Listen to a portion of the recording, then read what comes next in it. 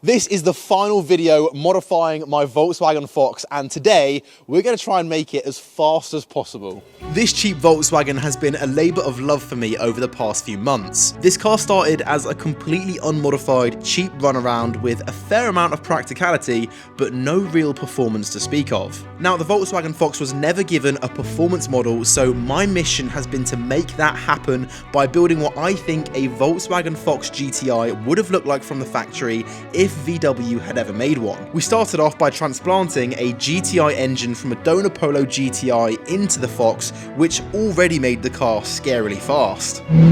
It's rubbish! Jesus. We have also installed a load of GTI spec handling modifications such as GTI wheels with proper tyres, BC coilovers and real GTI brakes on all four corners. And to top that all off, in recent videos not only have we painted the car in a Lamborghini colour called Viola Pacife, but we've also installed a full GTI interior.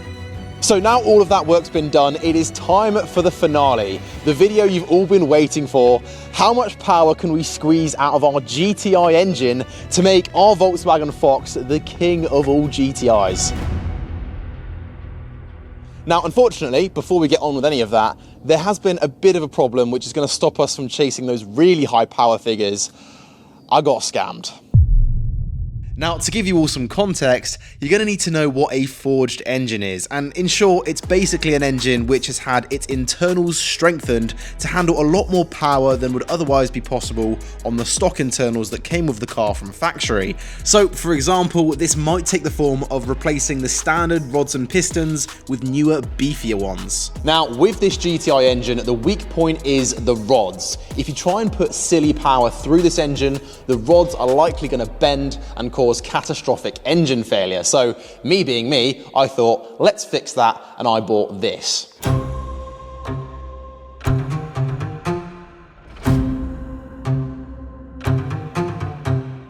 A forged 1.8 turbo GTI engine, which crucially has had the rods replaced with stronger ones, which in theory would allow us to run ridiculous power with this Fox. However, when this engine arrived, it was not good news. There was water all inside where the spark plugs normally sit in the head of the engine, and there was rust on the valves, alongside rust in the cylinders as well. This obviously isn't great, but at this point I decided, look, let's try and fix this engine. But then I took the sump off and saw how many metal shavings were in the oil pickup and in the sump itself, and at that point I decided this engine is a lost cause. So where does that leave us?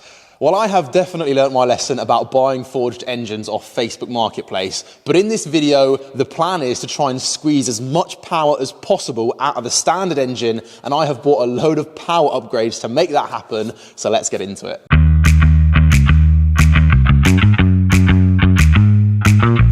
So, horsepower. How do we achieve more? Well, the theory is pretty simple. As I'm sure all of you know, each internal combustion engine has cylinders where combustion occurs, and all you have to do to make more horsepower is to make that boom in the cylinders bigger, which needs two main things: more fuel and more air. So throughout this video, each modification that we do is either going to help us get more air and fuel into the cylinders, or it's going to help our engine and drivetrain cope with this higher power so that nothing breaks and everything functions as it should. Now, considering that the Polo GTI, which our engine came out of, had 150 horsepower from the factory, let's see how much we can improve on that in this video. So the first upgrade to try and help us squeeze as much power out of our engine as possible is actually nothing to do with the engine itself and everything to do with what I've got on the floor here.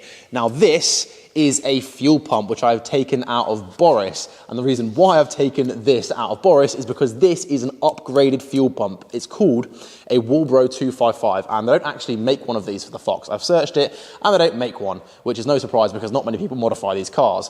So essentially I've taken this out of Boris, and you can see literally in there, that's sort of the fuel intake. It sits in the fuel tank like that. The fuel gets sucked up into that little sort of intake, and then it comes out of there, and the pump is like pumping all the fuel, and it goes out of there, and it should pump as much fuel as possible, 255 litres per hour, which is sort of where it gets its name, Walbro 255.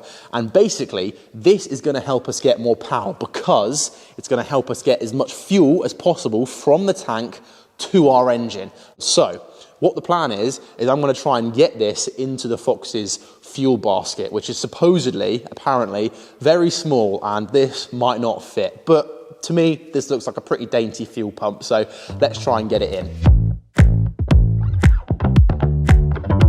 So first things first, to remove our standard fuel pump, I started by taking out the rear bench.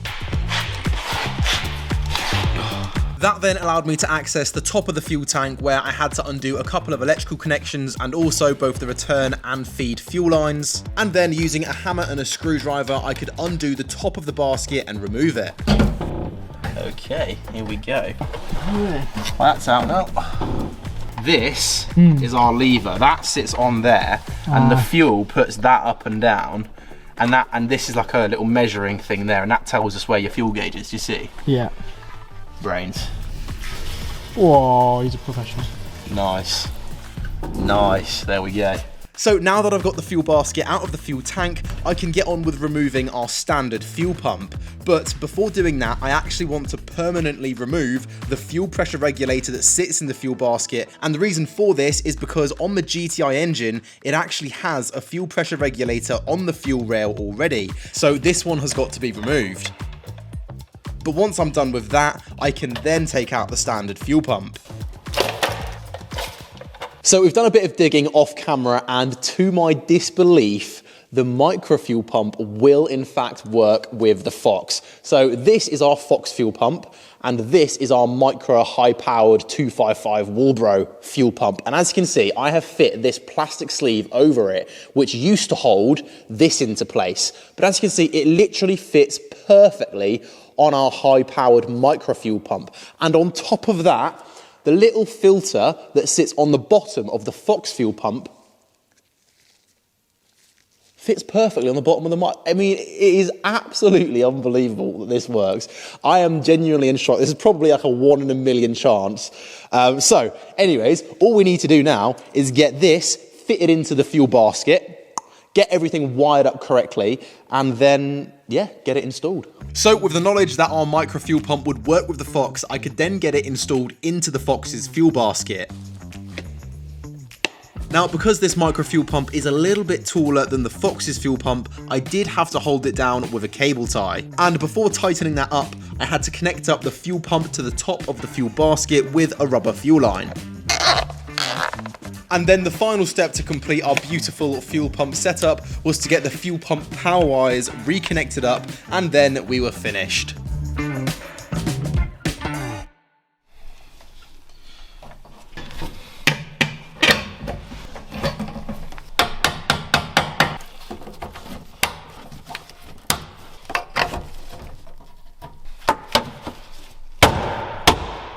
So now it is time for the moment of truth. I've attached a white fuel line to the fuel feed in the engine bay, and we can now see if our fuel pump bodge has worked. So all I'm going to do is half turn the ignition, and hopefully fuel should come out of that fuel line. Let's give it a go. Right. 3, 2, 1. Okay, the fuel pump's not priming. Oh. So confused. So the fuel pump wasn't priming. To double check everything that we did, I took the basket back out of the tank and used a battery and some wires to get power to the pump, and strangely enough, it was working. You can hear that our fuel pump is working when we connect up this battery. So I then put the basket back in the car and checked all of the fuses and the relays, but nothing was fixing it until I tried something by accident. Here's the theory. The theory is, if I turn the key and open the door,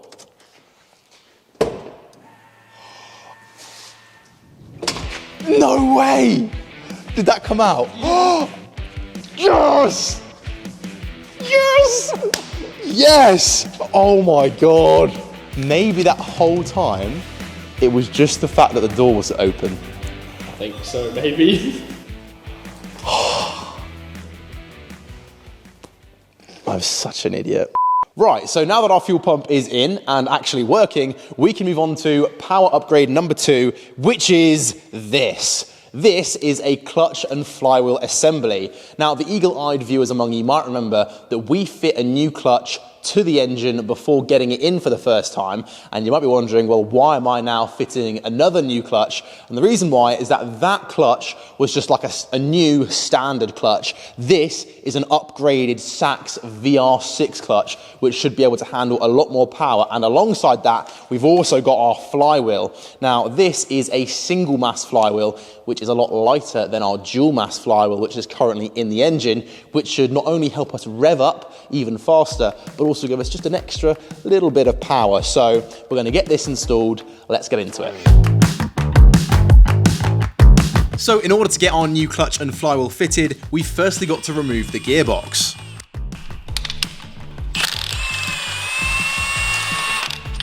Now, whenever I remove a gearbox, it always helps me to use a piece of cardboard as a sort of diagram of the bolts, so I know which bolts go where when I come to refit the gearbox.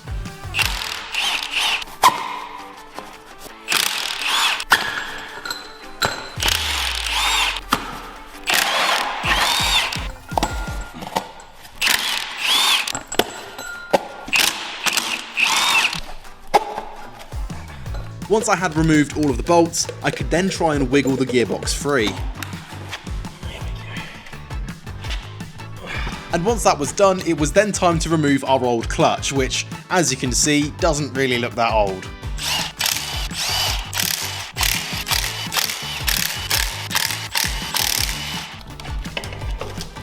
And then I had to take off the old flywheel.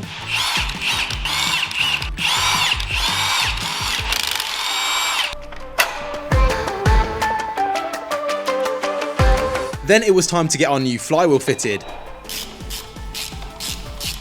Now, when doing so, it is important to torque the bolts up correctly. So for my engine, it was 60 Newton meters per bolt, followed by a 90-degree turn.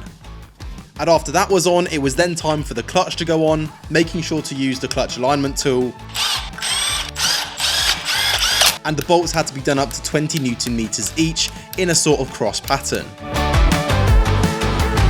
And once all of that was done, it was then time to get the gearbox refitted.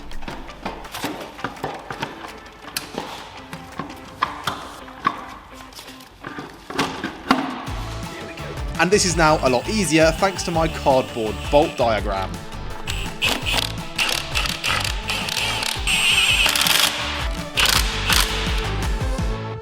So our gearbox is now back on the engine and our flywheel and clutch have been successfully fitted. So now we can move on to power mod number 3. My favourite power mod, a new turbo.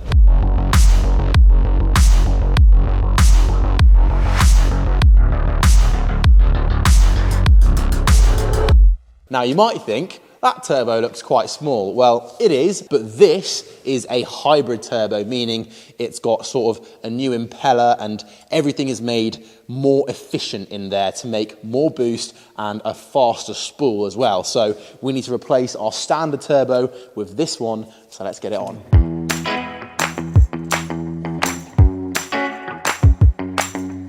So to get our new turbo installed, of course, I've firstly got to remove the old one. And in terms of doing so, there's just a list of things that I've got to remove. So I started off by taking off the red intake pipe.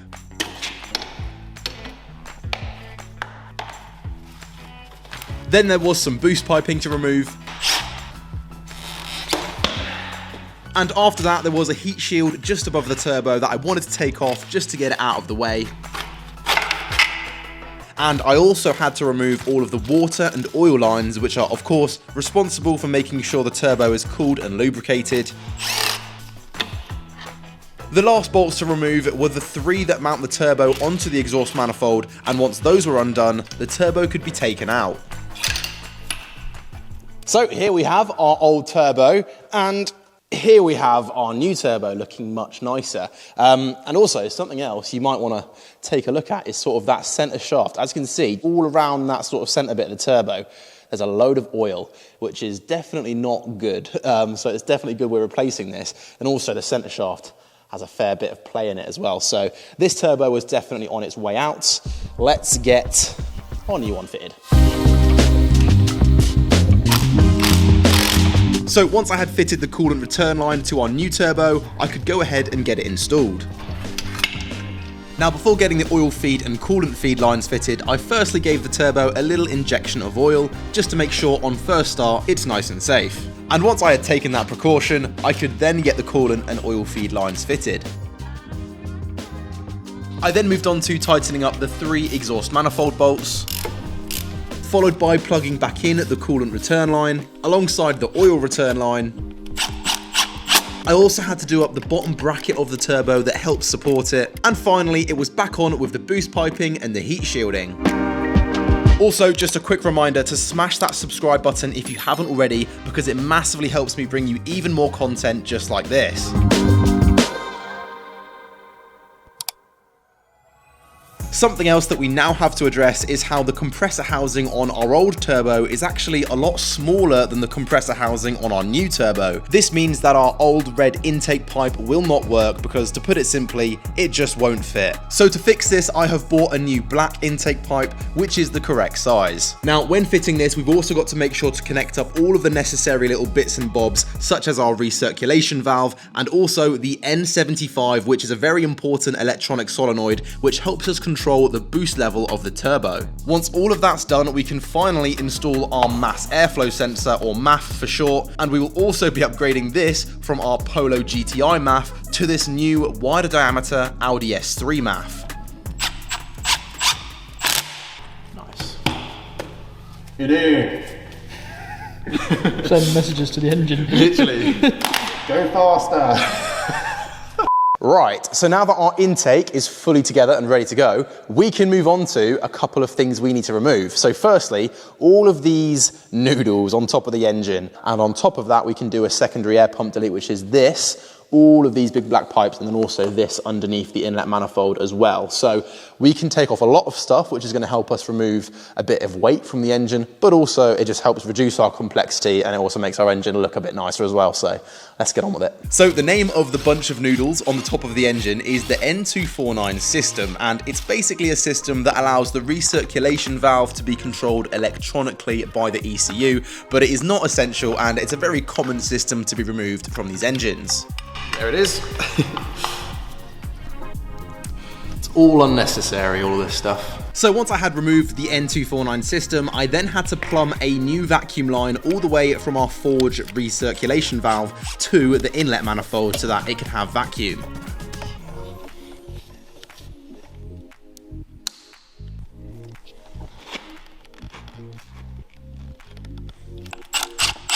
And once that was done, I could get on with removing the secondary air intake system.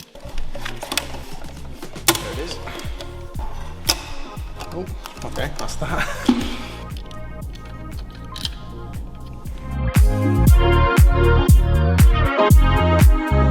So now that is done, the engine is looking a lot nicer. We can move on to power upgrade number 4, and it is what's in this box. Now, these are supposedly R8 coils. That's what everyone in the Volkswagen scene calls them, and they're very fancy looking coil packs, and supposedly they give you a better spark and they help you run a bit more power. I'm not 100% sure whether that is true, but they will look pretty cool in our engine bay, so let's get them in.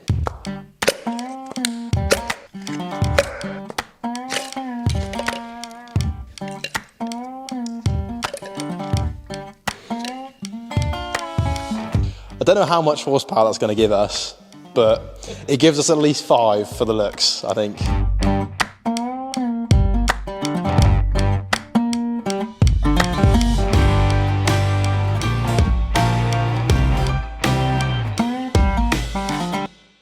Power upgrade number 5, we have got these. These are injectors, as a lot of you will be able to tell, and they are out of an Astra VXR, and they are 470cc. So obviously we're not going to be using this fuel rail, just the injectors themselves. And obviously we upgraded our fuel pump at the beginning of this video. That's going to make sure the fuel gets to our fuel rail, but to actually make sure that the fuel gets into the cylinders in the quantity that we need it, we needed some bigger injectors. Now these are really, really going to help us push those high horsepower figures, so let's get them in. So to remove the fuel rail, there's just a few electrical connections to undo and a couple of H5 bolts. There we go. Then to take out the standard injectors from the fuel rail, I had to take off these clips, and then simply they can be pulled out. So with these injectors, when you're fitting them, you want to make sure that these O-rings around the bottom and around the top remain undamaged, because obviously you don't want fuel leaking all over your engine. That would be very bad. So what I've seen on some forums is you can actually use a bit of Vaseline and just sort of rub it around the rings to help it sort of slide into place without damaging the O-ring. So let's give it a go.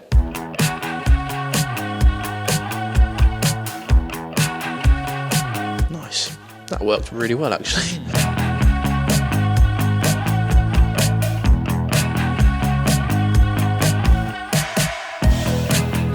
Once our new injectors were fitted onto the rail, I could then get our rail fitted back onto the engine.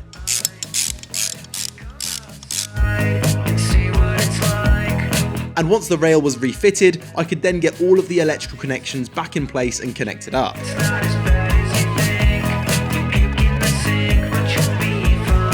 Well, I'm not sure about you guys, but I think the engine is looking better by the minute. It's looking like a proper race car engine with our new coil packs, our injectors, our big turbo around the back, and our clutch and flywheel. Now, there are still a couple of things we are missing, like the blanking plate for where the secondary air pump would be, and also an air filter for this MAF. We are just waiting on those things to arrive. But other than that, this engine is now ready to go back in the car, which brings me on to another modification I have bought for it, which is a new set of engine mounts.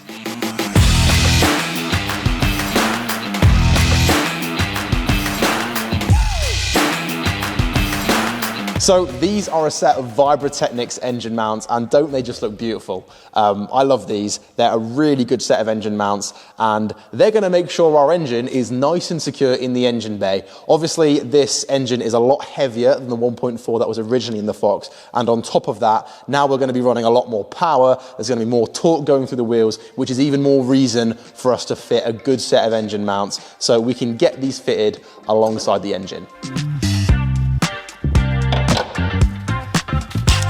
So of course, before installing the engine, I firstly had to get the driver's side chassis leg engine mount bolted in, and also the passenger side one as well.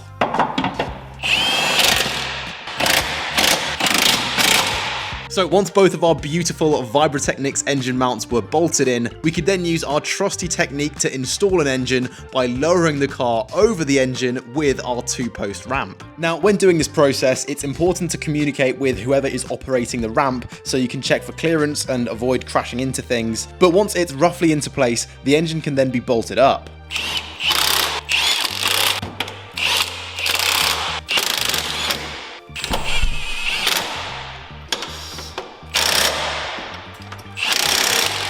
And then, just like that, we are one step closer to hopefully building the fastest Volkswagen Fox in the world.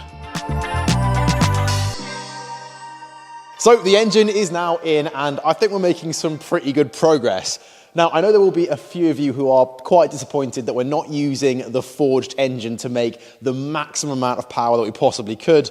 I guess that is just what happens when you buy something without knowing the history, which is why it is so important for all of you to run a Carvertical check on any car you're thinking of buying. Carvertical is the history checker for your car, and when I bought the Fox, I ran a Carvertical report on it, and as you can see, there are 3 green ticks, which is generally a pretty good sign. So the Fox's report does look okay, but unfortunately, that is not always the case. Every single year, thousands of cars get put back on the road after being dodgily repaired from an accident. If you just take a look at this Polo's report, it has the 2 green lights, but then the dreaded amber warning light for damage. If we investigate this report further, Carvertical provides us with even more information. We can see that this car was actually damaged twice, and one of those times it was labelled as a Category S, which means it's taken some structural damage. Also, Carvertical sometimes shows pictures of all of the damage that a car has sustained, which is really useful information to know.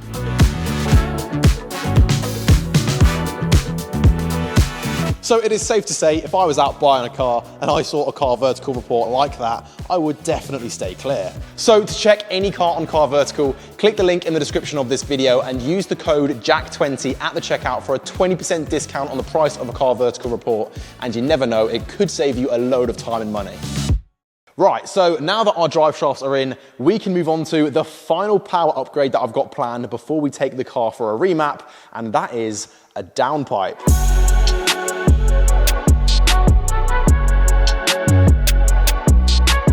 So this is a 3.5-inch downpipe from Trackslag, which is quite a funny name.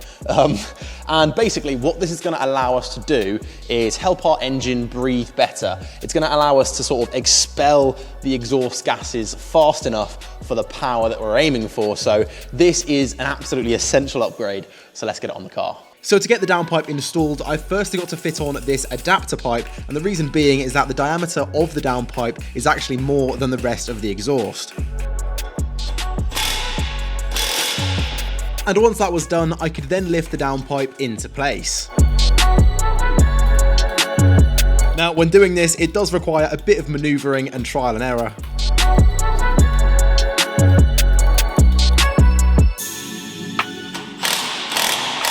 Then I had to bolt the downpipe up to the exhaust side of the turbo, of course making sure to remember the gasket. And honestly, an Allen key was the only way I could find I could properly tighten up these bolts. One other thing I had to remember to install was a new lambda sensor, which just screws into place, and then you've got to use a 22mm spanner to tighten it up.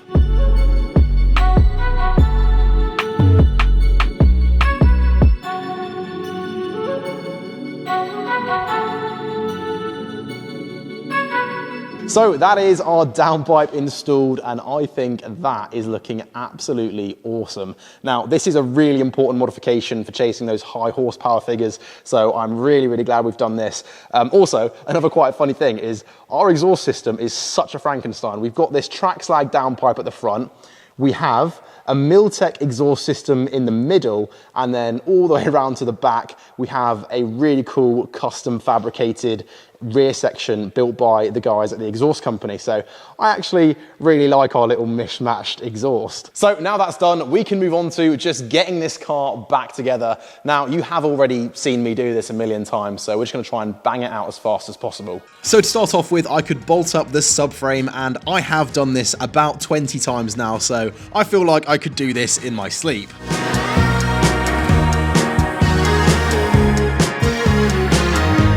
See you on the coast now, and out the window with your guard down. After that, I could install the downpipe exhaust rubber bracket, which is just held on with 4 nuts.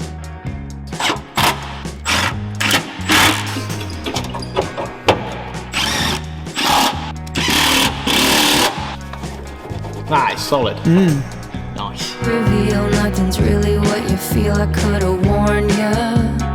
And then I could install the final Vibrotechnics engine mount, and this one sits inside the subframe, and it's called the dog bone mount. Yes. Oh, that was effort. So now that everything underneath the car was done, I could then get it back down and start installing the fuel lines.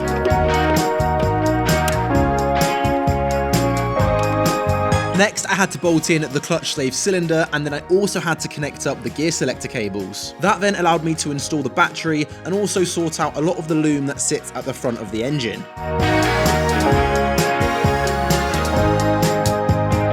I also had to get the ECU connected up and installed.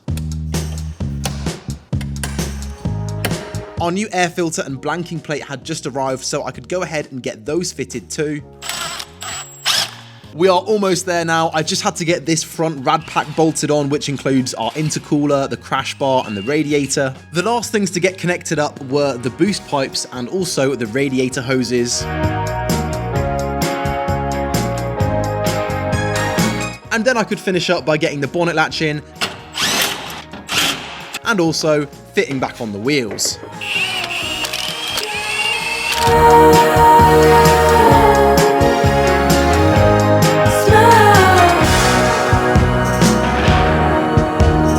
So now the car was fully back together, the last thing I had to do was test to see if it would start. Okay, so the plan is, if it does fire up, I'm just gonna turn it off straight away, because if it fires up, that's all the confirmation I need that the engine still works for mapping, which is tomorrow, so.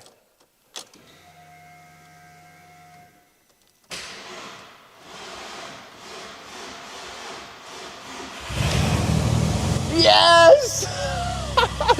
Okay, all right. It was running awfully, but that is to be expected because the car has got a load of new parts on it, but that is so good. Oh my God, the amount of work that is taken to get to this point. Come on.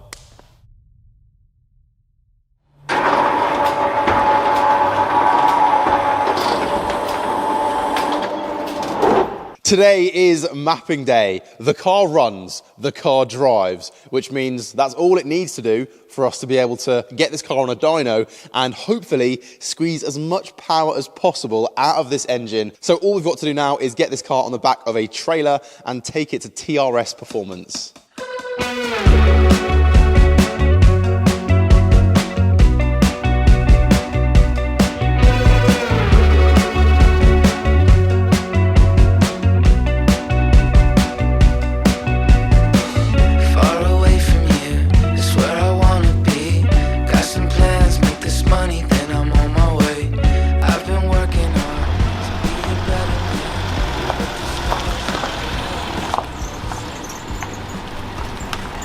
So we have arrived here at TRS Performance and the guys have already put a base map on the ECU, basically scaling in our bigger VXR injectors and also our bigger MAF sensor as well. So it is actually running a lot better now than it was before with obviously no base map. But now it is time to get the car on the dyno and start doing some power runs.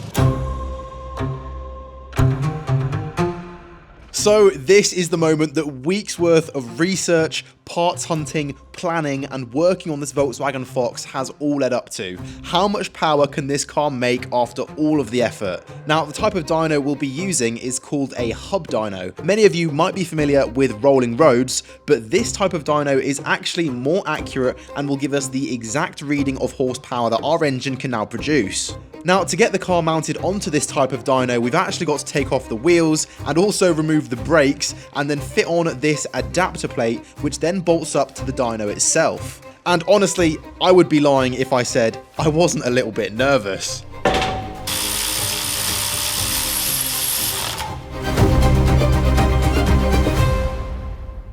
Okay. The tension.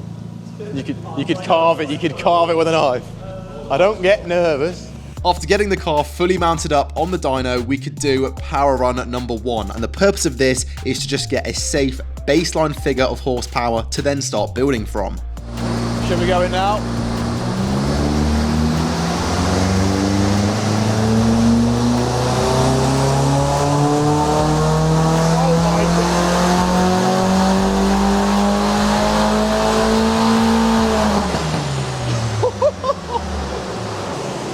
What's the news? So there's some base tuning on there. We're seeing 212 horsepower. We capped the boost so far.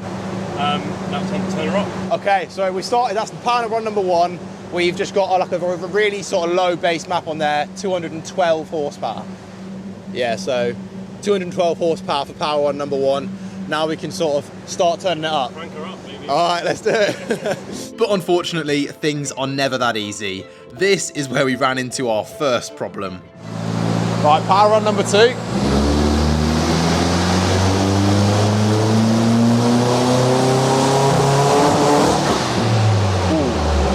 That didn't sound too good. That sounded interesting. Yeah, a little bit of a misfire. Bit of a misfire was there? Yeah, a little bit of a misfire.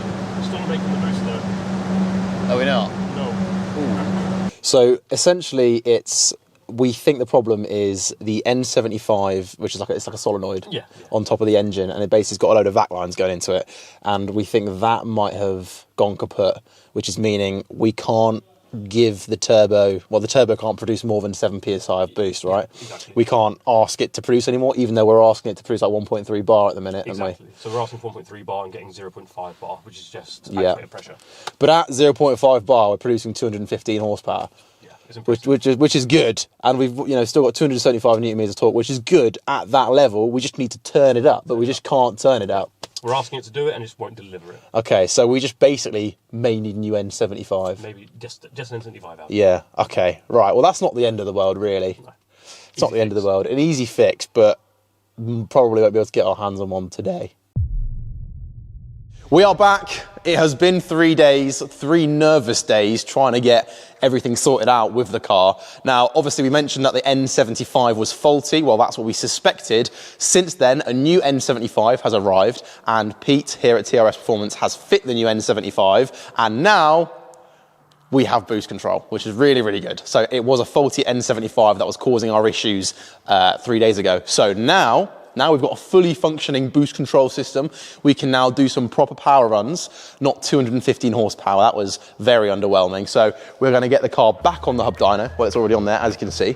And we are going to really try and shoot for, you know, over 250. So let's give it a go.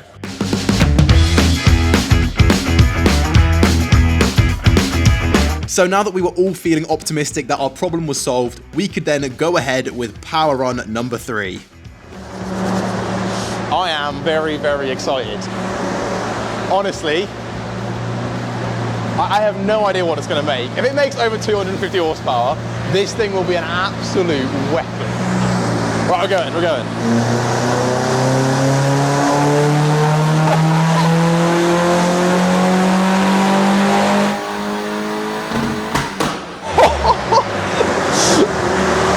What is it saying? What's it saying?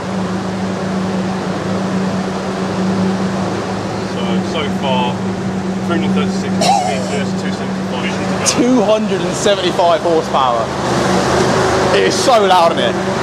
So that run was a 275 horsepower run. 275 horsepower, and that is, and we've still got our revision to go. So we're going to turn the boost up even more. So it's going to be even more powerful than that. That is ridiculous. This is a Volkswagen Fox. This thing came out of the factory with 73 horsepower. Lost 200. Honestly, let Lotus Exiges, Porsche Boxsters, Porsche Caymans, this would be faster than all of them in a straight line. See, we've still got one revision to go, meaning Pete is going to turn the boost up even more. It's currently sat at about 1.1 bar. We're going to go to 1.2, I think, and see what that does. But yeah, 275 horsepower.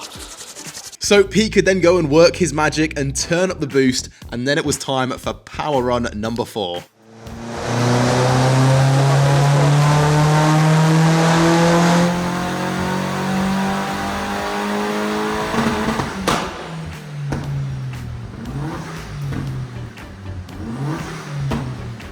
Oh. Talk to me. Went up a little bit. 284. It's a little bit more, but there's more to go, definitely. 284, 348 Newton meters torque. That's decent. That's really good. I think it'll take more though. Yeah. Yeah, I think it'll take more. So after getting a taste of what this car is actually capable of, both Pete and myself genuinely thought this car was capable of over 300 horsepower on the standard engine until, I'm not even joking, something else broke. Frustration. Honestly, so annoying. Something really, really small has broken. As you can tell, we are no longer at TRS Performance. We are back at the unit, and this code started coming up when we were doing power run number 5. And as you can see, it says low pressure between the turbo and the inlet manifold. And essentially what that means is we have a boost leak somewhere. Now, I checked all of the boost pipes, they all seemed okay. But if you look on this code, it actually says check DV, check diverter valve. I've been calling it a recirculation valve throughout this video, but it's the same thing. And essentially, it's this little thing in here. When we're making our boost at full throttle, all of the boost is going through our boost piping here, and it also comes up through this pipe into the diverter valve there. And on full throttle, that diverter valve should be completely closed so that no boost gets let out. But what we think's happening is that diverter valve has gone kaput and we are losing boost pressure, meaning that even though we turned the boost up for power run number 5 so that we thought it would run 300 horsepower, it's actually only running 250 because it's losing that boost pressure. So It's a really easy fix, which is the good news, but the bad news is that I do not have proof that this car can run 300 horsepower, even though myself and Pete are really, really sure that it can. So if you want to find out if we can indeed make this car run 300 horsepower, make sure to subscribe to the new second channel that I've just made in the description of this video, Jack McSecond.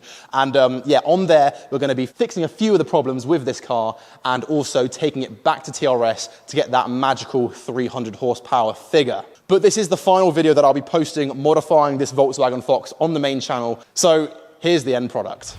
Let me tell him one time, I've been on the grind, this my prime. Let me tell him one time, I've been on the grind, and this my prime. Yeah, I'm sorry for the wait, didn't think I'd come up, y'all just need a little faith. I've been patient, just waiting on the river with an ace. Gotta move real careful, we coming surveying the place. I've been on the grind, feeling real good, yeah, all in my prime. It's about that time, say your goodbyes, cause ain't no match for the way that I grind, yeah, I'm all in my prime.